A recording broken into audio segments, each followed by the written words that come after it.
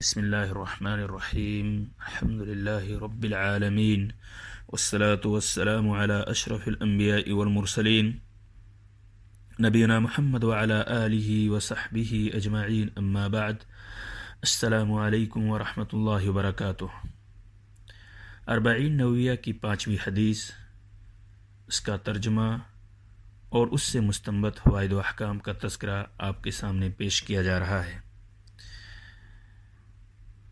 عن ام المؤمنین ام عبد اللہ عائشہ رضی اللہ عنہا قالت قال رسول اللہ صلی اللہ علیہ وسلم من احدث فی امرنا هذا ما ليس منه فهو رد، رواہ البخاری ومسلم۔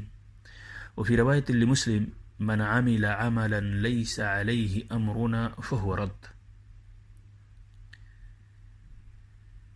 ترجمہ: ام المؤمنین ام عبداللہ عائشہ رضی اللہ عنہا سے روایت ہے کہ رسول اللہ صلی اللہ علیہ وسلم نے ارشاد فرمایا، جس نے ہمارے اس دین میں کوئی ایسی چیز ایجاد کی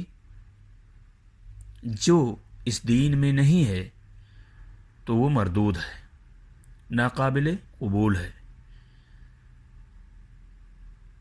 یہ روایت بخاری اور مسلم کے اندر موجود ہے،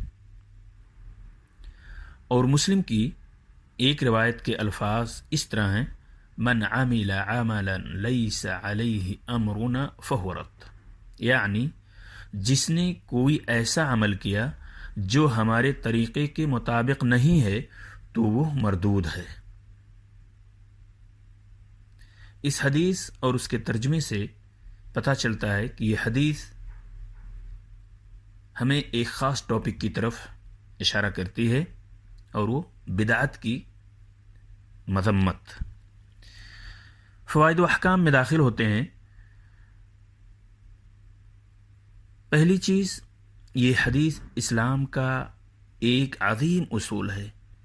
یہ ہر عمل کے ظاہر کو پرکھنے کے لیے ایک پیمانہ ہے، جیسا کہ حدیث انما الاعمال بالنیات ہر عمل کے باطن کو پرکھنے کا پیمانہ ہے۔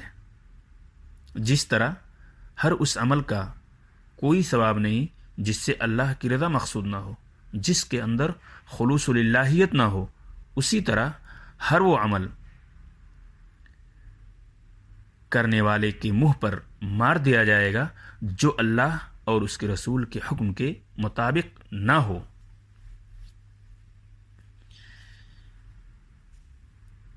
یہ حدیث اس بات کی دلیل ہے کہ کسی بھی عمل کی قبولیت کے لیے اتباع رسول شرط ہے، اور یہ ہم سب کو پتہ ہے کہ اخلاص یہ پہلی شرط ہے، اور دوسری شرط اتباع رسول ہے کسی بھی عمل کی قبولیت کے لیے۔ اس حدیث سے پتہ چلتا ہے بالضبط کہ اتباع رسول کسی بھی عمل کی قبولیت کے لیے دونوں شرطوں میں سے ایک ہے۔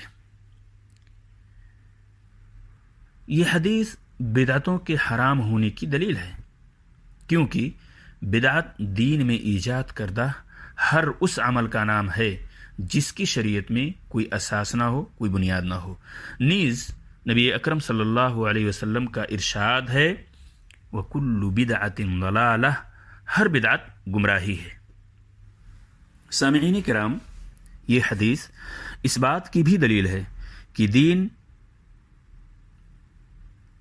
مکمل ہو چکا ہے، دین اسلام کی تکمیل ہو چکی ہے، اور اب اس میں کسی اضافے کی گنجائش نہیں ہے، جیسا کہ یہ آیت بھی ہمیں بتلاتی ہے الْيَوْمَ أَكْمَلْتُ لَكُمْ دِينَكُمْ وَأَتْمَمْتُ عَلَيْكُمْ نِعْمَتِي وَرَضِيتُ لَكُمُ الْإِسْلَامَ دِينًا۔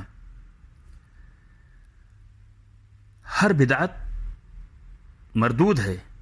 اس حدیث سے یہ مسئلہ بھی مستنبط ہوتا ہے کہ ہر بدعت مردود ہے، لہذا بدعت حسنہ اور بدعت سیئہ کی تقسیم باطل ہے۔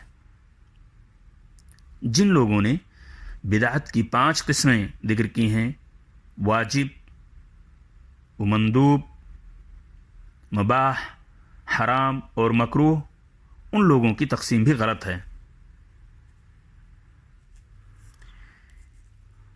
ایک اور مسئلہ اس حدیث سے مستنبط ہوتا ہے کہ نبی کریم صلی اللہ علیہ وسلم اپنی امت کے لیے نہایت شفیق، ہمدرد، مہربان و خیرخواہ تھے۔ اسی بنا پر آپ نے اپنی امت کو ہر اس چیز سے آگاہ اور خبردار کر دیا جو اعمال کی بربادی اور عدم قبولیت کا سبب بن سکتے ہیں۔ اللہ رب العزت سے دعا ہے کہ ہم سب کو تمام قسم کی بدعات سے محفوظ رکھے اور ہمیں اخلاص، للہیت اور اتباع سنت کی توفیق عطا فرمائے۔ آمین۔ السلام علیکم ورحمۃ اللہ وبرکاتہ۔